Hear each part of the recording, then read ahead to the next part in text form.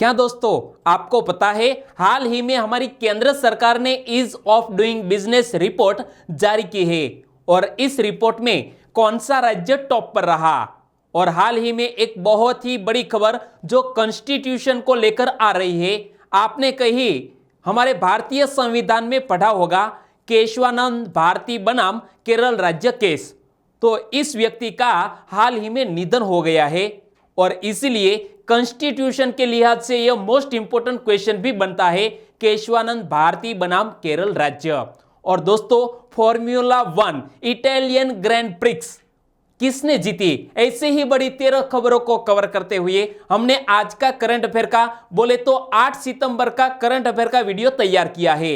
यह video last तक देखें। लास्ट में मैं आपसे एक क्वेश्चन पूछूंगा जिसका आंसर आपको नीचे कमेंट बॉक्स में देना है।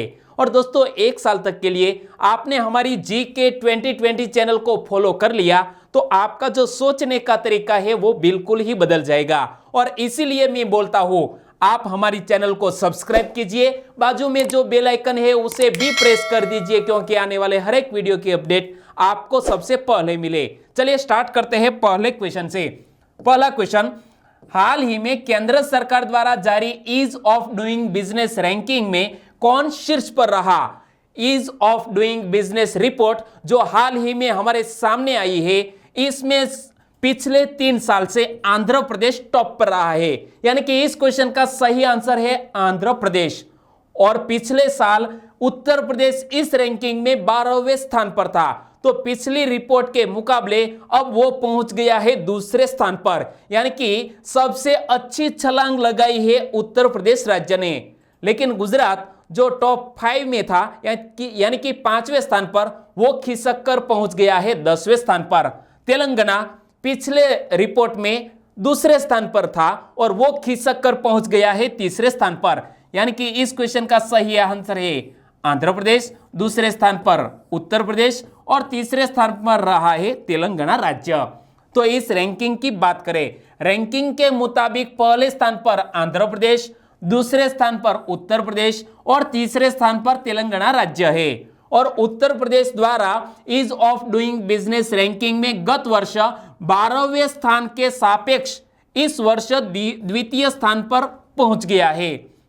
और इस ease of doing business ranking कब से जारी की जाने लगी है? 2015 से। इस साल यह 4था संस्करण जारी किया गया है।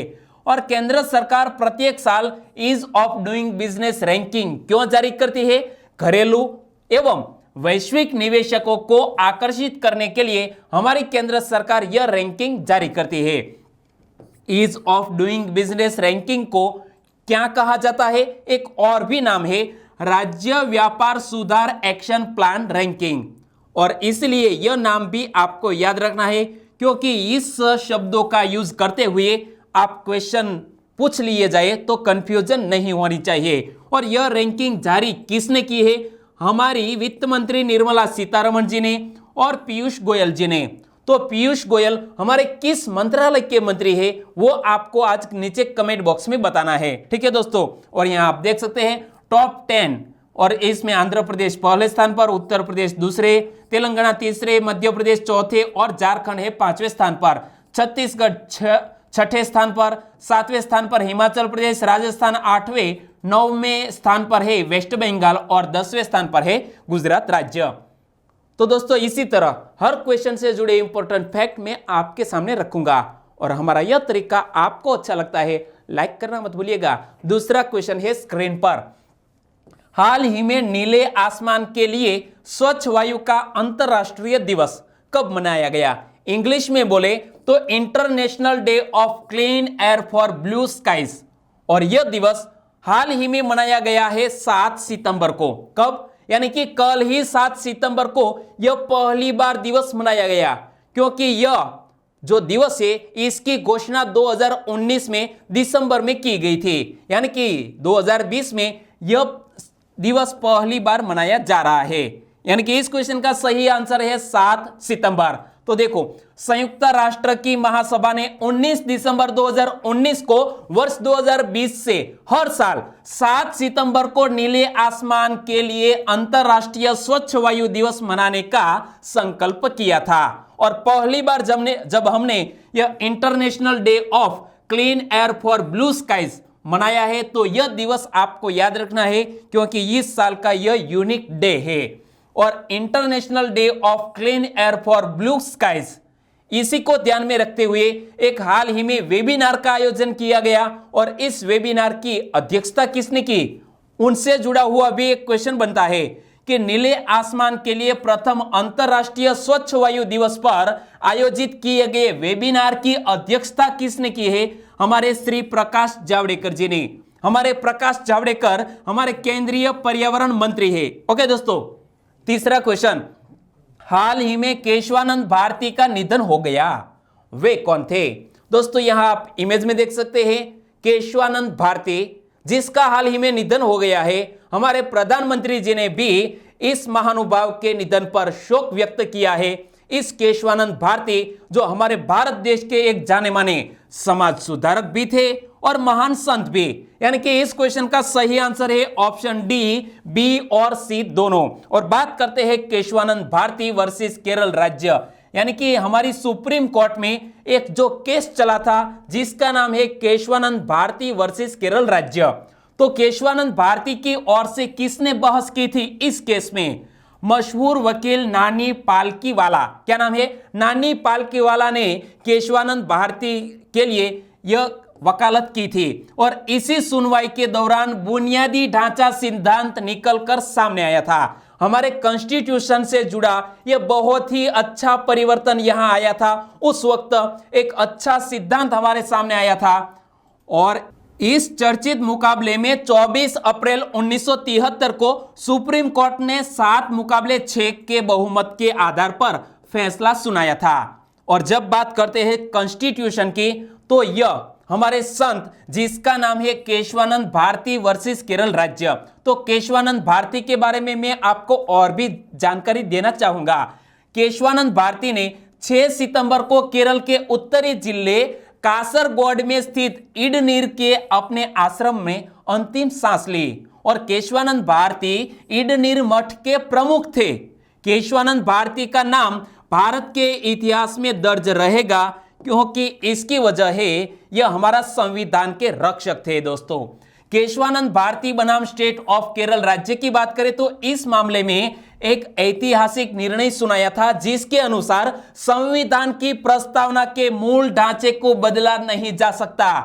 यह हमारी सुप्रीम कोर्ट ने जब फैसला दिया कि संविधान की प्रस्तावना के मूल ढांचे को बदला नहीं जा सकता और इसीलिए इस व्यक्ति को हम जानते हैं और इस फैसले के कारण उन्हें संविधान का रक्षक भी कहा जाता है। दोस्तों यहां शब्द आया है संविधान का रक्षक, और संविधान के जनक किसे कहा जाता है? संविधान के जनक कहा जाता है हमारे डॉक्टर भीमराव बाबा साहेब अंबेडकर को। चौथा क्वेश्चन, वीडियो कॉन्फ्रेंस के माध्यम से राष्ट्रीय शिक्षा नीति पर राज्यपालों के सम्मेलन के उद्घाटन सत्र को किसने संबोधित किया? तो आपको पता है कि तकरीबन 34 साल के बाद, कितने 34 साल के बाद नेशनल एजुकेशन पॉलिसी 2020 हमारे सामने आई है और इसी के तर्ज पर राज्यपालों के सम्मेलन को उद्घाटन सत्र में संबोधित किया है हमारे राष्ट्रपति रामनाथ कोविंद जी ने और इसी के साथ हमारे प्रधानमंत्री श्री नरेंद्र भाई मोदी जी ने इस उद्घाटन सत्र को संबोधित किया। यानी कि इस क्वेश्चन का सही आंसर है ऑप्शन डी, ए और बी दोनों। और बात करते हैं इस इश्यू की, तो उच्च शिक्षा के बदलाव में नेशनल एजुकेशन पॉलिसी 2020 की भूमिका विषय पर इस सम्मेलन का आयोजन भारत सरकार के शिक्षा मंत्रालय द्वारा किया गया। वर्चुअल तरीके से बोले तो वीडियो कॉन्फ्रेंसिंग के जरिए इसका आयोजन किया गया और 7 सितंबर को यानी कि कल ही राज्यपालों के सम्मेलन में सभी राज्यों के शिक्षा मंत्री, राज्य विश्वविद्यालयों के कुलपति और अन्य वरिष्ठ अधिकारी ने भाग लिया और इसके उद्घाटन सत्र को संबोधित किया है हमारे राष्ट्रपति एवं प्रधानमंत्री जी ने। तो राष्ट्रीय शिक्षा नीति 2020 21वीं सदी की पहली शिक्षा नीति है जिसे राष्ट्रीय शिक्षा नीति 1986 के 34 वर्षों के बाद घोषित किया गया। नेशनल एजुकेशन पॉलिसी 2020 को स्कूल और उच्च शिक्षा स्तर दोनों में बड़े सुधारों के लिए लाया गया है। यानी कि शॉर्ट में कहूं तो नेशनल एजुकेशन पॉलिसी 2020 में बहुत से बदलाव किए गए हैं। हम पहले ऐसे किताबों को पढ़कर ज्ञान लेते थे, लेकिन इस पॉलिसी में बच्चों को या तो युवाओं को रोजगार प्रदान किए जा सके ऐसे क्रिएटिविटी वर्क भी इसमें शामिल किए जाएंगे। और कोई भी साइंस का स्टूडेंट है तो इसके साथ वो या तो संगीत या तो किसी आर्ट का भी कोर्स कर सकेगा। ओके दोस्तों, और पांचवा क्वेश्चन, हाल ही में सुप्रीम कोर्ट ने किसके आसपास रेल पटरियों के किनारे स्थापित झुग्गी बस्तियों को हटाने का निर्देश दिया है? यहां आप दोस्तों देख सकते हैं, जो रेल की पटरियां है इसके आसपास ऐसी झोपड़ियां है, इसे दूर करने के लिए हाल ही में सुप्रीम कोर्ट ने आदेश दिया है। और झुग्गी बस्तियां यह कहां पर है? नई दिल्ली में। यूं तो हमारे भारत देश के समूचे ऐसे बहुत से बड़े सिटीज है जिसके आसपास ऐसे झुग्गी बस्तियां है, लेकिन सुप्रीम कोर्ट ने हाल ही में दिल्ली में यह आदेश दिया है, यानी कि इस क्वेश्चन का सही आंसर है दिल्ली। तो दिल्ली एनसीआर में रेल पटरियों के दोनों ओर बड़ी संख्या में बसी झुग्गी बस्तियों का मामला सुप्रीम कोर्ट के समक्ष इसलिए पहुंचा क्योंकि ये बस्तियां गंदगी का गढ़ बनने के साथ प्रदूषण फैलाने का भी जरिया बन गई थी, और इसीलिए सुप्रीम कोर्ट ने यह डिसीजन लिया है। और राष्ट्रीय हरित प्राधिकरण, इंग्लिश में बोले तो नेशनल ग्रीन ट्रिब्यूनल ने 2018 में ही इन झुग्गी बस्तियों को हटाने का आदेश दिया था, लेकिन किन्हीं कारणों से उस पर अमल नहीं हो सका और हाल ही में सुप्रीम कोर्ट ने यह आदेश दिया है। और सुप्रीम कोर्ट ने यह पाया कि दिल्ली एनसीआर में करीब 140 किलोमीटर रेल पटरियों के किनारे झुग्गियां बसी हुई है। कितनी? 140 किलोमीटर। और यह स्थिति देश के अन्य हिस्सों में भी है। तो आगे चलकर क्या इश्यू पैदा होते हैं? क्या सभी हमारे भारत देश के बड़े शहरों में यह जो रेल पटरियां है इसके आसपास बसी हुई ऐसी झुग्गियों को हटाने की प्रक्रिया अमल होती है या नहीं? छठा क्वेश्चन, हाल ही में सुर्खियों में रहे शब्द हाइशेन के संदर्भ में कौन सा विकल्प सही है? दोस्तों इस शब्द को पढ़िए, कहीं आपने न्यूज में सुना है या तो कहीं न्यूज़पेपर में पढ़ा है। हाइशेन के संदर्भ में कौन सा ऑप्शन सही है? इस क्वेश्चन का सही आंसर है चक्रवात का एक नाम है हाइशेन, यानी कि इस क्वेश्चन का सही आंसर है ऑप्शन सी। और हाइशेन चक्रवात कहां टकराया है? तो जापान के दक्षिणी छोर पर टकराया। तो दक्षिणी जापान के ओकिनावा द्वीपों की ओर हाइशेन नामक शक्तिशाली चक्रवात बढ़ रहा है, यानी कि वो हाल ही में शायद पहुंच गया होगा। और फिलहाल इस द्वीप पर तूफान के कारण बारिश और समुद्री ज्वार के साथ तेज हवाएं चल रही है।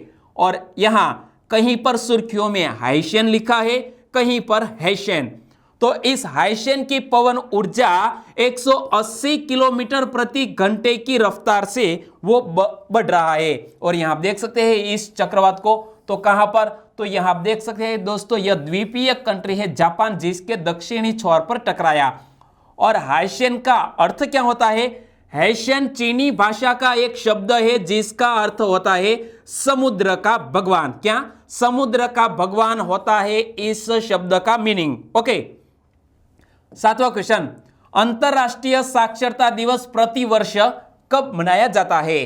अंतरराष्ट्रीय साक्षरता दिवस, इंग्लिश में बोले तो इंटरनेशनल लिटरेसी डे, प्रतिवर्ष मनाया जाता है 8 सितंबर को। कब? 8 सितंबर तो आज ही है, यानी कि आज ही मनाया जा रहा है 8 सितंबर को यह अंतरराष्ट्रीय साक्षरता दिवस, यानी कि इस क्वेश्चन का सही आंसर है ऑप्शन डी 8 सितंबर। और इंटरनेशनल लिटरेसी डे, इनके बारे में मैं आपको बताऊं तो अंतरराष्ट्रीय साक्षरता दिवस 2020 साक्षरता, शिक्षण और कोविड-19 संकट में सीखने और शिक्षकों की भूमिका पर ध्यान केंद्रित करने और इससे परे शिक्षा पर ध्यान केंद्रित करेगा। यह आज का स्पेशल डे। और आप सभी जब यह अंतरराष्ट्रीय साक्षरता दिवस की बात सुन रहे हैं तो मैं आपसे बोलना चाहूंगा, हाल ही में राष्ट्रीय शिक्षक दिवस कब मनाया गया? 5 सितंबर को। अंतरराष्ट्रीय शिक्षक दिवस कब मनाया जाता है? प्रतिवर्ष 5 अक्टूबर को। और इसी के साथ तीसरा भी एक इंपॉर्टेंट डे है जिसका नाम है दोस्तों राष्ट्रीय शिक्षण दिवस। राष्ट्रीय शिक्षा दिवस यानी कि नेशनल एजुकेशन डे प्रतिवर्ष कब मनाया जाता है? 11 नवंबर को। यानी कि हमारे भारत देश के पहले शिक्षा मंत्री मौलाना अबुल कलाम आजाद के जन्म दिवस को हम राष्ट्रीय शिक्षा दिवस के रूप में मनाते हैं। तो जब यह इंपॉर्टेंट डे आया, इनसे जुड़ा हुआ जो एजुकेशन या लिटरेसी से जुड़ा हुआ जो इंपॉर्टेंट डे है वो आपको क्लियर होने चाहिए। 8वां क्वेश्चन, कृषि क्षेत्र में जल संकट से निपटने के लिए सस्ता और ऊर्जा चालित बैटरी आधारित स्प्रेयर किसने विकसित किया है? दोस्तों यहां आप देख सकते हैं जो सौर ऊर्जा से संचालित यह जो बैटरी आधारित स्प्रेयर है इसको विकसित किया है CMERI ने। यानी कि इस क्वेश्चन का सही आंसर है CMERI। तो देखो हाल ही में वैज्ञानिक तथा औद्योगिक अनुसंधान परिषद, इंग्लिश में कहे तो council of scientific and industrial research यानी कि CSIR के केंद्रीय यांत्रिक अभियांत्रिकी अनुसंधान संस्थान, इंग्लिश में कहे तो central mechanical engineering research institute यानी कि CMERI ने कृषि क्षेत्र में जल संकट से निपटने के लिए सस्ता और सौर ऊर्जा से संचालित बैटरी आधारित स्प्रेयर विकसित किया है। और यह जो स्प्रेयर है इसका यूज कौन करेंगे? तो याद रखो CMERI ने सीमांत किसानों तथा छोटे किसानों दोनों के लिए बैटरी द्वारा संचालित 2 अलग अलग प्रकार की छिड़काव प्रणालियों को विकसित किया है और 5 लीटर की क्षमता वाले बैकपैक स्प्रेयर सीमांत किसानों के लिए बनाया गया है। ओके दोस्तों, 9वां क्वेश्चन, हाल ही में SBOTOP स्पोर्ट्स बुक ब्रांड के क्रिकेट एम्बेसडर कौन बने? SBOTOP यानी कि स्पोर्ट टॉप, और इसके क्रिकेट एम्बेसडर बन गए हैं ड्वेन ब्रावो। यानी कि इस क्वेश्चन का सही आंसर है ड्वेन ब्रावो। और यहां आप देख सकते हैं ड्वेन ब्रावो किस देश के ऑलराउंडर खिलाड़ी है? ओके दोस्तों, तो देखो West Indies cricket icon Dwayne Bravo SBOTOP sports book brand के पहले क्रिकेट एम्बेसडर बन गए हैं। और ड्वेन ब्रावो की क्रिकेट करियर की बात करें तो 256 टेस्ट और 120 वनडे मैच खेले हैं। सबसे बेहतर ऑलराउंडरों में से एक माना जाता है ड्वेन ब्रावो को। ओके दोस्तों, 10वां क्वेश्चन, डोनाल्ड ट्रंप ने किसको द्वितीय विश्व युद्ध हेरिटेज सिटी घोषित किया है? दोस्तों यहां इस सिटी की आप इमेज देख सकते हैं। हाल ही में अमेरिकी राष्ट्र प्रमुख डोनाल्ड ट्रंप ने द्वितीय विश्व युद्ध हेरिटेज सिटी घोषित किया है विल्मिंगटन को। यानी कि इस क्वेश्चन का सही आंसर है ऑप्शन बी, विल्मिंगटन। और यह कहां पर स्थित है? तो यहां आप देख सकते हैं नॉर्थ कैरोलिना में यहां पर स्थित है। यह एक समुद्री तट पर बसा हुआ शहर। तो विल्मिंगटन दक्षिणी अमेरिकी राज्य उत्तरी कैरोलिना में स्थित है। और ट्रंप ने यह घोषणा द्वितीय विश्व युद्ध के अंत की 75वीं वर्षगांठ के अवसर पर आयोजित एक समारोह में की है। तो हाल ही में इस शहर को हेरिटेज सिटी क्यों घोषित किया गया है? क्योंकि जो सेकंड वर्ल्ड वॉर में इस शहर ने बहुत ही अहम किरदार निभाया था विल्मिंगटन ने। विश्व युद्ध के दौरान विल्मिंगटन उत्तरी कैरोलिना शिप बिल्डिंग कंपनी की साइट थी जिसने संघीय सरकार के आपातकालीन जहाज निर्माण कार्यक्रम के हिस्से के रूप में 5 साल में 243 जहाजों का निर्माण किया था। कितने? 243 जहाजों का निर्माण किया था। और इसीलिए विल्मिंगटन को हाल ही में हेरिटेज सिटी घोषित किया गया है। 11वां क्वेश्चन, एशिया और प्रशांत क्षेत्र के 35वें फूड एंड एग्रीकल्चर ऑर्गेनाइजेशन क्षेत्रीय सम्मेलन 2020 की मेजबानी किसने की? दोस्तों फूड एंड एग्रीकल्चर ऑर्गेनाइजेशन, और इसका हाल ही में 35वां क्षेत्रीय सम्मेलन आयोजित किया गया जिसकी मेजबानी की है हमारे पड़ोसी मुल्क भूटान देश ने। यानी कि इस क्वेश्चन का सही आंसर है भूटान देश। तो देखो इस सम्मेलन में भारत का प्रतिनिधित्व किसने किया? हमारे इस मंत्री श्री ने।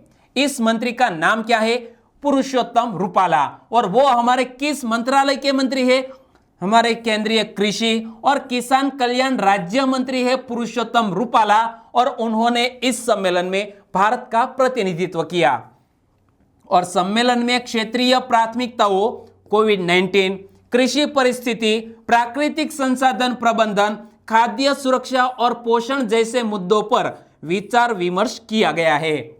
और इस इश्यू से जुड़े और भी क्वेश्चन बन सकते हैं, जैसा कि 2022 में एशिया और प्रशांत के लिए 36वें क्षेत्रीय सम्मेलन की मेजबानी कौन करेगा? 36वें इस क्षेत्रीय सम्मेलन की मेजबानी करेगा बांग्लादेश। और क्षेत्रीय सम्मेलन हर कितने साल में एक बार आयोजित किया जाता है? प्रति 2 साल में एक बार। और पहला क्षेत्रीय सम्मेलन कहां आयोजित किया गया था? 1953 में हमारे भारत देश के बेंगलोर में यह पहला क्षेत्रीय सम्मेलन आयोजित किया गया था। और बांग्लादेश 1973 से इसका पार्ट बना है, तो वो पहली बार इसकी मेजबानी करेगा। और जब यहां मेजबानी की है भूटान देश ने, तो आप मैप में देखिए कि यहां बिल्कुल सिक्किम से सटा हुआ है यह भूटान देश। भूटान देश की कैपिटल का नाम क्या है? थिम्पू। भूटान देश की करेंसी क्या है? डुल्ट्रम। भूटान के राजा का नाम है जिग्मी खेसर नामग्याल वांगचुक। क्या? जिग्मी खेसर नामग्याल वांगचुक, वो है भूटान देश के राजा। और भूटान देश के प्रधानमंत्री कौन है? लोते शेरिंग। 12वां क्वेश्चन, हाल ही में इयान बेल ने रिटायरमेंट का ऐलान किया, वे किस देश के क्रिकेटर है? यहां आप इमेज में देख सकते हैं, नाम है इयान बेल, और वो इंग्लैंड देश के एक जाने माने क्रिकेट प्लेयर। उन्होंने हाल ही में रिटायरमेंट का ऐलान किया है, यानी कि इस क्वेश्चन का सही आंसर है इंग्लैंड देश। तो इंग्लैंड के क्रिकेटर इयान बेल ने क्रिकेट के सभी फॉर्मेट से संन्यास लेने की घोषणा कर दी है। उन्होंने 2004 में डेब्यू किया था। उन्होंने इंग्लैंड के लिए 118 टेस्ट मैच, 161 एक दिवसीय और 8 T20 इंटरनेशनल मैच खेले हैं। और हाल ही में उन्होंने संन्यास लेने की घोषणा की। 13वां question, formula 1 Italian grand prix 2020 किसने जीती? लुइस हैमिल्टन ने। बिल्कुल गलत आंसर है दोस्तों। यह जो फॉर्मूला 1 इटालियन ग्रैंड प्रिक्स 2020 है, वो जीत ली है पियरे गैस्ली ने। यानी कि इस क्वेश्चन का सही आंसर है पियरे गैस्ली। यहां आप देख सकते हैं पियरे गैस्ली को, और वो फ्रांस के स्कैडेरिया अल्फाटोरी से जुड़े हुए हैं। उन्होंने इटली के ऑटोड्रोमा नाजियोनेल मोजा में आयोजित फॉर्मूला 1 इटालियन ग्रैंड प्रिक्स 2020 जीत ली है, और यह उनकी पहली ग्रैंड प्रिक्स जीत है। और यहां जब हम बात करते हैं इस जीत की, तो यहां इस बार जो लुइस हैमिल्टन है वो क्यों नहीं चैंपियन हुए? क्योंकि लुइस हैमिल्टन 10 सेकंड के स्टॉप पर और गो पेनल्टी के कारण 7वें स्थान पर रहे। लेकिन दूसरे स्थान पर कौन रहे? Carlos Sainz junior. और तीसरे स्थान पर लांस स्ट्रोक रहे हैं। और अब बात करते हैं लास्ट वीडियो के क्वेश्चन की। लास्ट वीडियो में मैंने आपसे क्वेश्चन पूछा था, हाल ही में सुर्खियों में रहे तामेंगलांग ऑरेंज किस राज्य का ख्यातनाम फल है? दोस्तों, यह तामेंगलांग ऑरेंज, इसको जीआई टैग अभी मिला नहीं है, लेकिन मिलना चाहिए, इसी बात को लेकर सुर्खियों में रहा। यह मणिपुर राज्य का एक ख्यातनाम फल है, यानी कि इस क्वेश्चन का सही आंसर था मणिपुर। और सही आंसर देने वाले तो बहुत से सब्सक्राइबर फ्रेंड है, लेकिन शिवानी रानी कश्यप इसके बारे में हमेशा डिटेल में लिखते हैं। और आप भी बहुत ही अच्छी कमेंट जो होती है इसे पढ़ लिया करो, आपके ज्ञान में बढ़ावा होगा। मुकेश कुकड़िया फ्रॉम राजकोट जसदन बरवाला से और बामभनिया शनि, उन्होंने भी इस क्वेश्चन का सही आंसर दिया। प्रिया पटेल फ्रॉम वलसाड से और फौजी प्रशांत, उन्होंने भी इस क्वेश्चन का सही आंसर दिया है। तो आपको पहले तो सैल्यूट फौजी प्रशांत, आप आगे बढ़ो। हमारे और सब्सक्राइबर फ्रेंड है, वो है बड़ोत निखिल और वो मोडासा से है। अनुप रॉक, डेरवालिया रसीला, उन्होंने मणिपुर सही आंसर दिया, साथ साथ इसके बारे में बेसिक इंफॉर्मेशन भी बताइए। और भावना रोहित और गजानन सम्राट ने इसके बारे में डिटेल में बताया। आप सभी दोस्तों को सही आंसर देने के लिए बहुत बहुत धन्यवाद। और दोस्तों, आज के वीडियो का क्वेश्चन ए रहा स्क्रीन पर। हाल ही में तूफान मैसक किस देश के दक्षिणी और पूर्वी तटों से टकराया। दोस्तों मानसून सीजन हाल ही में जारी है और बहुत से तूफान सुर्खियों में रहे हैं। कहीं पर इसे हरिकेन कहा जाता है, कहीं पर टाइफून, तो कहीं पर इसे कहा जाता है तूफान। तो तूफान मैसक किस देश के दक्षिणी और पूर्वी तटों से टकराया। यहां 4 कंट्री के नाम आपकी स्क्रीन पर है और सही आंसर देना है नीचे कमेंट बॉक्स में। दोस्तों आंसर देना मत भूलिएगा। और हमारा वीडियो आपको अच्छा लगता है, हेल्पफुल लगता है, तो आपके दोस्तों तक हमारी इस वीडियो की लिंक पहुंचनी चाहिए। और इसलिए आपको चाहे फेसबुक, व्हाट्सएप या टेलीग्राम का यूज करना पड़े तो कीजिए, क्योंकि हम जब 4.5-5 घंटों की कड़ी मेहनत के बाद आपके सामने जब यह वीडियो रखते हैं तो छोटी सी तो उम्मीद रखेंगे ही दोस्तों। तो बस छोटी सी उम्मीद के साथ आज का वीडियो यहीं खत्म करते हैं। फिर मिलेंगे नए करंट अफेयर वीडियो के साथ। तब तक के लिए टेक केयर एंड जय हिंद।